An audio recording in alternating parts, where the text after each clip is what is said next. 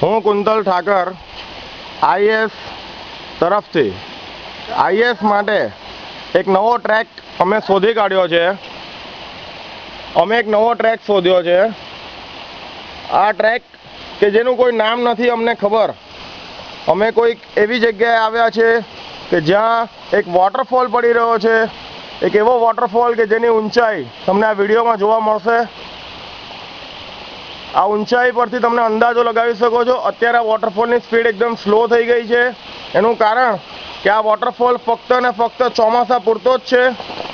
ચોમાસામાં જ્યારે વરસાદ પડે છે ત્યારે અહીંયાનું વાતાવરણ કંઈક અલગ હોય છે. પથ્થર અને પાણીનો ટ્રેક કે જે લોકોએ અત્યાર સુધીમાં આઈએસમાંથી કર્યો છે એ લોકોને જાણવા જેવું છે કે તમારી માટે પાછો એક પથ્થર અને પાણીનો ટ્રેક શોધી કાઢવામાં આવ્યો છે. અને આ ટ્રેક તમારી લાઈફમાં તમે નહીં કર્યો હશે એ રીતનો છે. કંઈક અલગ જ મજા છે આ ટ્રેકની. જુલાઈ ઓગસ્ટમાં જ્યારે વરસાદ પડશે ત્યારે આ ટ્રેક અમે તમને કરાવીશું. અત્યારે તમારી માટે આ ટ્રેક સ્પેશિયલી શોધવામાં આવ્યો છે. આ ધોધનું નામ શું છે અમને ખ્યાલ નથી, કારણ કે જંગલની અંદર 3 થી 4 કિલોમીટર અંદર ચાલીને આવો ત્યારે ધોધ આવે છે. પાવાગઢ મંદિરની બાજુમાં આ ધોધ પડી રહ્યો છે અને અમે અત્યારે જંગલની અંદર 4 કિલોમીટર અંદર છીએ. તમે જોઈ શકો છો આ ધોધને.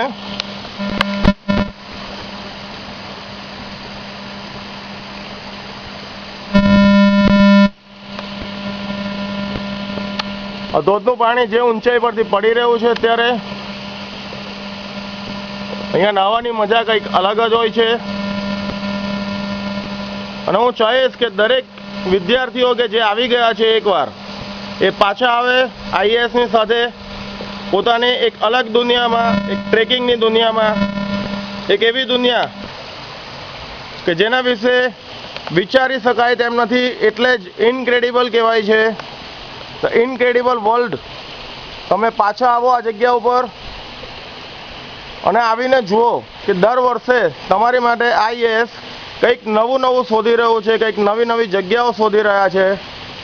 આ એક એવો ટ્રેક શોધી કાઢવામાં આવ્યો છે કે જે પથ્થર અને પાણીથી ભરેલો છે. અને આ ટ્રેક કરવો અઘરો નથી, કારણ કે જે લોકો કરંજવા અને રસ પથ્થર જેવા ટ્રેક કરી ચૂક્યા છે તેની માટે આ ટ્રેક અશક્ય નથી. પણ આ ટ્રેક કરવો જરૂરી છે. તમારી લાઈફમાં કંઈક નવું જીવો, કંઈક વધારે. અત્યારે આ વોટરફોલ એકદમ સ્લોલી પડી રહ્યો છે, બહુ ઊંચાઈ પરથી પડી રહ્યો છે. અને ઊંચાઈ લગભગ 200 ફૂટ, 150 થી 200 ફૂટ આશરે માપવામાં આવી રહી છે. Most welcome in IAS.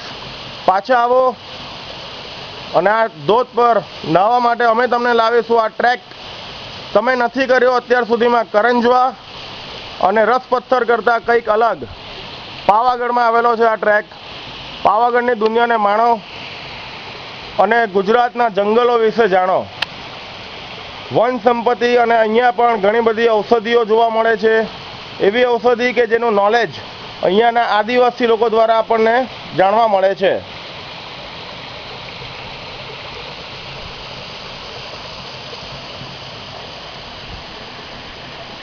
અહીંયાના ઊંચા પહાડો તમે જોઈ શકો છો. આ ઊંચા પહાડોની વચ્ચે તમે એકલા જ છો. તમને ડિસ્ટર્બ કરવાવાળું અહીંયા કોઈ જ નથી. અને જંગલની અંદર એક એવા એરિયામાં તમે આવી ગયા છો જ્યાં કોઈ મોબાઈલના નેટવર્ક નથી આવતા, જેને સાયલેન્ટ ઝોન કહેવામાં આવે છે. એટલું યાદ રાખજો, આઈએસ દર વર્ષે તમારી માટે કંઈક નવી જગ્યા, કંઈક નવા રસ્તા શોધી લાવશે.